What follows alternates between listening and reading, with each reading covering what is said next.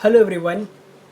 तो आज के इस लेक्चर में हम लोग सीखने वाले हैं extend command, mirror command, limits और यूनिट्स का यूजेस। ठीक है, तो आप देख सकते थे कि हम लोग कैसे इसको यूज़ करेंगे, क्योंकि आप थंबनेल देख कर के आए हैं। तो आज हम लोग इन चार चीज़ों का प्रैक्टिस करने वाले हैं। तो सबसे पहले हम लोग एक्सटेंड कमांड के बारे देखेंगे कि एक्सटेंड कमांड क्या है, व्हाट इज़ एक्सटेंड कमांड। तो एक्सटेंड कमांड यूज़ करने के लिए मॉडिफाई पैनल पे आपको जाना है। यहाँ पे आपको ट्रिम का ऑप्शन मिलता है और ट्रिम के ठीक ड्रॉप डाउन मेन्यू पे आप अगर यहाँ पे क्लिक करेंगे, यहाँ पे आपको ऑप्शन मिल जाएगा एक्सटेंड का। तो यहाँ पे आपको कुछ डेमोन्स्ट्रेशन मिल जाएगा पढ़ने के लिए। तो यहाँ पे क्या है देखिए, to extend objects first select the boundaries, then press enter and select the objects that you want to extend. To use all objects as boundaries, press enter. At the first select objects promote. तो extend क्या है, मैं आपको simple way में बताता हूँ। Extend command वो है कि एक्सटेंड नाम से ही पता चलता है कि आप किसी को अगर किसी लाइन को या किसी कर्व को अगर एक्सटेंड करना चाहते हैं तो वो एक्सटेंड कर सकते हैं। तो एक्सटेंड करने के भी कुछ रूल्स है यहाँ पे। आप सिंपल इस लाइन को आप एक्सटेंड नहीं कर सकते आगे। जैसे मैं आपको एक्सटेंड करके दिखाता हूँ यहाँ पे, तो ये नहीं होगा। EX डबल इंटर और यहाँ पे मैं क्लिक करता हूँ तो ये एक्सटेंड नहीं होगा, क्योंकि यहाँ पे कोई वैल्यू हमें शो नहीं होता कि हमें इसको कितना एक्सटेंड करना है। इसीलिए अगर आपको एक्सटेंड करना है इसको तो सिंपल आप सिलेक्ट कर लीजिए इसको, और यहाँ पे ग्रिप का ऑप्शन मिलेगा, आप इसको टान करके कितना भी लंबा ले जा सकते हैं। ओके, तो एक्सटेंड कमांड के लिए कुछ शर्त है, जैसे कि मैं यहाँ पे एक परपेंडिकुलर लाइन ले लेता हूँ यहाँ पे, ठीक है, और यहाँ पे मैं एक ले लेता हूँ लाइन इस तरफ हॉरिजॉन्टली। ठीक है, तो जो वर्टिकल वाला जो लाइन है, इस लाइन में हमें इस हॉरिजॉन्टल वाला लाइन को टच करना है। ठीक है, तो हमें डिस्टेंस मिल गया कि हमें इस लाइन को इस वर्टिकली लाइन पे टच करवाना है।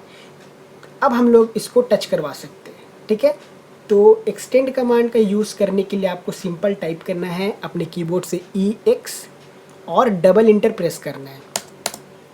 उसके बाद select object to extend. Okay, तो इस लाइन को मुझे एक्सटेंड करना है, तो मैं इसे सिलेक्ट करूँगा। जैसे सिलेक्ट करेंगे आप अपने माउस का राइट क्लिक करेंगे तो ये लाइन देखिए एक्सटेंड होकर के इससे कनेक्ट हो चुका है।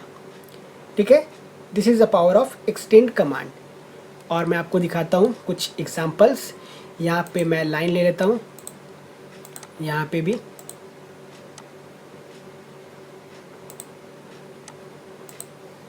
तो आप देख सकते हैं यहाँ पे ये जो लाइन है ये गैपिंग यहाँ पे शो हो रहा है। ठीक है, तो इस गैप को फिलअप करने के लिए आप एक्सटेंड कमांड का यूज़ कर सकते हैं।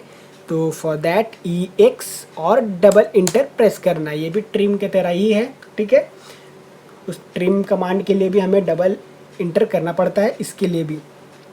तो डबल इंटर करने के बाद जिसको आपको एक्सटेंड करना है, बेसिकली ये तो एक्सटेंड होगा नहीं, क्योंकि ये अगर एक्सटेंड होगा तो हमें ठीक इस लाइन के ठीक वर्टिकली हमें एक लाइन शो करना पड़ेगा, तभी ये एक्सटेंड होगा। तो यहाँ पे देखिए वर्टिकल वाला जो लाइन है जिसको हम लोग एक्सटेंड करने वाले, ये एक्सटेंड होगा और इससे हॉरिजॉन्टली वाला लाइन से ये मिल जाएगा। ठीक है, तो हम लोग जैसे यहाँ पे क्लिक करेंगे तो ये वर्टिकल लाइन हॉरिजॉन्टल लाइन से कनेक्ट हो चुका है। ठीक है, तो इस तरह से आप एक्सटेंड कर सकते हैं। ठीक है, आप जैसे जैसे प्रैक्टिस करेंगे आपको समझ में आने लगेगा एक्सटेंड कमांड का यूज़ कहाँ पे करना है। और मैं जैसे यहाँ पे सर्कल ले लेता हूँ कर्व को शो करने के लिए, और मैं इसको यहाँ से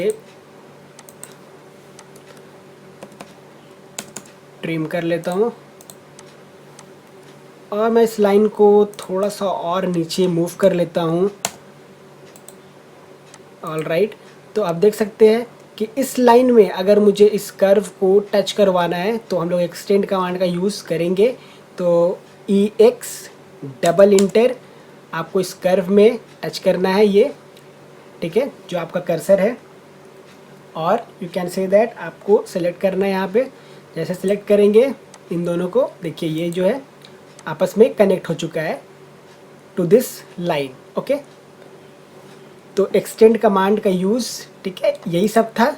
आप प्रैक्टिस करेंगे तो आपको समझ में आ जाएगा। तो अब हम लोग चलते हैं मिरर कमांड के तरफ। मिरर कमांड क्या है? मिरर कमांड के लिए आपको सेम मॉडिफाइड टूल में जाना है। यहाँ पे आपको मिरर का ऑप्शन मिलता है। Let's have a demonstration that you can create objects that represent half of a drawing. Select them and mirror them across a specified line to create the other half. यानी कि आपको mirror command apply करने के लिए आपको किसी भी image का हाफ पोर्शन ड्रॉ करना होता है, और फिर उसके बाद आप जैसे मिरर करेंगे तो वो हाफ पोर्शन ठीक उसी के अपोजिट फुल इमेज बन जाएगा। तो मैं बताता हूँ कैसे फुल इमेज बनेगा। तो यहाँ से मैं लाइन लेता हूँ,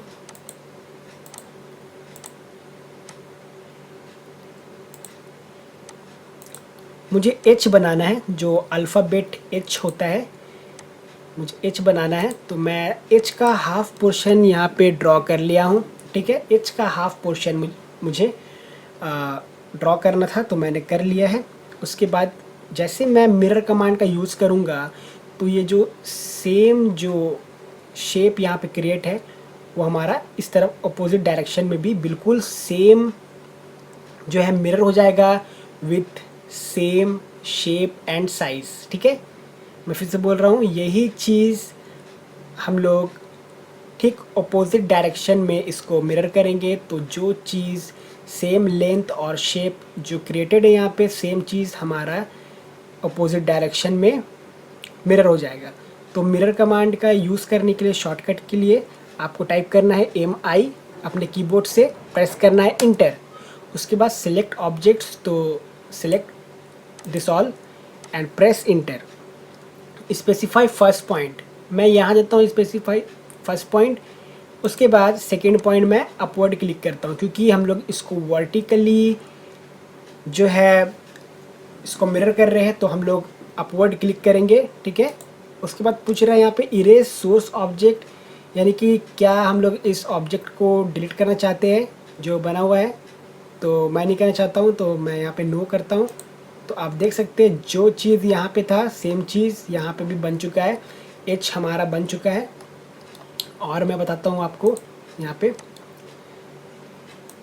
मुझे चाहिए नहीं रेक्टेंगल नहीं, मैं लेता हूँ लाइन यहाँ से। ठीक है,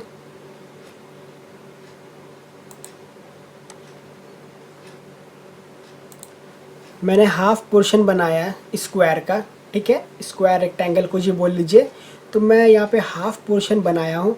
तो अब हम लोग यहाँ पे अगर इसको मिरर करेंगे वर्टिकली, ठीक है, विद दी वर्टिकल एक्सिस, तो ये जो है हमारा पूरा क्लोज हो जाएगा, क्योंकि ये हाफ था।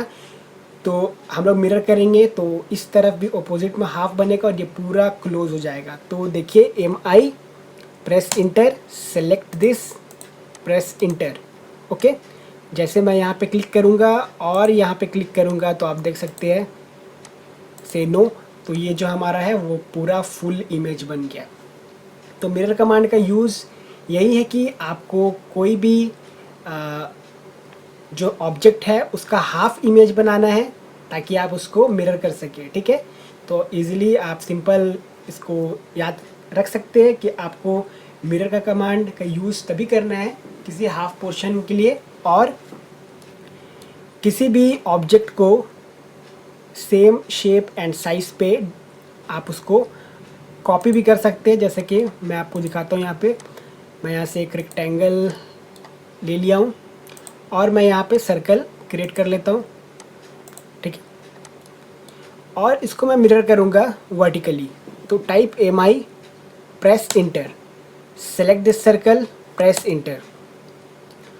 अब हम लोग अगर यहाँ पे मैं इसको क्लिक कर दूँ, कहीं पे भी आप कर्सर को क्लिक कर सकते हैं। अगर मैं यहाँ पे क्लिक करूँ अपने माउस का लेफ़्ट बटन और फिर मैं इसको अगर मिरर करूँ तो आप देख सकते हैं कि ये ठीक इसी डिस्टेंस यहाँ से यहाँ तक जहाँ से हम लोग इसको मिरर किए हैं, यहाँ पे हम लोग मिरर किए हैं। ठीक है, तो यहाँ से हम लोग मिरर किए तो यहाँ से यहाँ का जो डिस्टेंस होगा इस सर्कल के सेंटर पॉइंट से, वही सेम जो मिरर हम लोग जहाँ से किए हैं वहाँ से इस सर्कल का भी सेंटर पॉइंट तक सेम डिस्टेंस होगा। जैसे कि मैं दिखाता हूँ आपको, मुझे इस रेक्टेंगल के ये इस लाइन पे मुझे मिड पॉइंट मिलेगा और मुझे यहाँ से इसको मिरर करना है इस सर्कल को। तो M I, press enter, select this circle, press enter, मुझे इसका मिड पॉइंट चाहिए इस लाइन का। यहाँ पे मैं क्लिक करता हूँ और यहाँ पे क्लिक कर देता हूँ एंड से नो। तो जितना डिस्टेंस इस सेंटर से यहाँ पे है, ठीक है, और यहाँ पे वर्टिकली उतना ही डिस्टेंस इस सर्कल के सेंटर पॉइंट से इस तरफ भी होगा और इस तरफ भी होगा। जो सेम हमारा डिस्टेंस है वो इस तरफ भी होगा, ठीक है। अगर हम लोग को इस दोनों सर्कल को नीचे भी सेम कॉपी करना है, सेम डायरेक्शन पे, सेम डिस्टेंस पे, तो आप एम आई और प्रेस करिएगा इंटर, उसके बाद select this circle and select this, press inter. अब हम लोग को इस तरफ इसको हॉरिजॉन्टली एक्सिस पे इसको कॉपी करना है, तो आपको इस तरफ का मिड पॉइंट आपको पिक करना पड़ेगा और आपको हॉरिजॉन्टली एक्सिस देना पड़ेगा और आपको क्लिक करने के बाद आपको नो पे क्लिक करना है।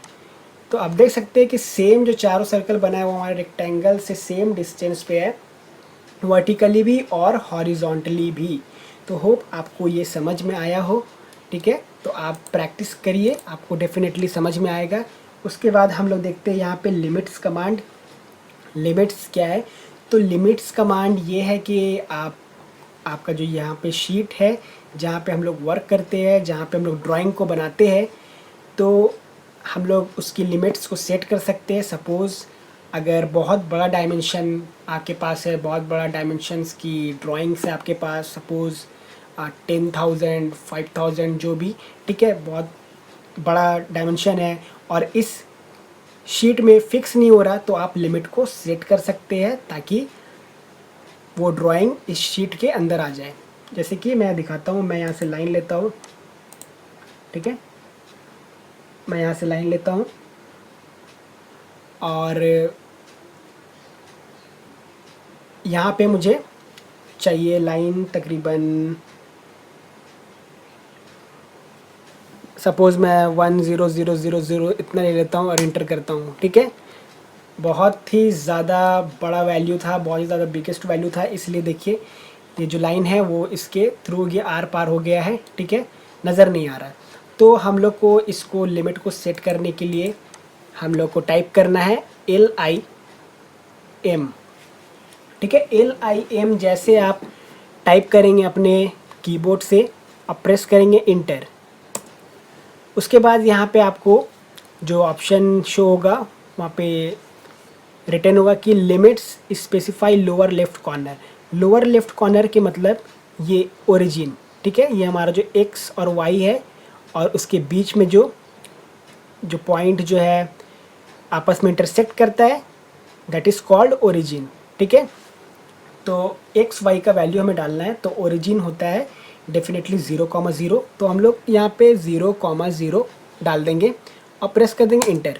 उसके बाद आपको x का वैल्यू डालना है फर्स्ट बॉक्स में, यहाँ पे आपको शो हो रहा है स्क्रीन में, स्पेसिफाई अपर राइट कॉर्नर के बाद, ठीक है, जो दो बॉक्सेस है, आपको फर्स्ट वैल्यू वहाँ पे डालना है which is limits specify for upper right corner, आपका ये अपर राइट कॉर्नर, ठीक है। एक्स एक्सिस में मैं डालता हूँ वैल्यू तकरीबन 100 और कॉमा जैसे आप प्रेस करेंगे तो आप दूसरे टैब में चले जाएंगे, यानी कि दूसरे बॉक्स में चले जाएंगे, तो आपको फिर y एक्सिस का वैल्यू डालना पड़ेगा। तो y एक्सिस का मैं वैल्यू डाल देता हूँ यहाँ पे सेम 100, देन प्रेस इंटर, इतना हो गया। उसके बाद आपको टाइप करना है Z, जूम के लिए प्रेस करना है इंटर। उसके बाद आप यहाँ पे ऑल पे क्लिक कर दीजिए या सिंपल टाइप कीजिए A, इंटर, ठीक है।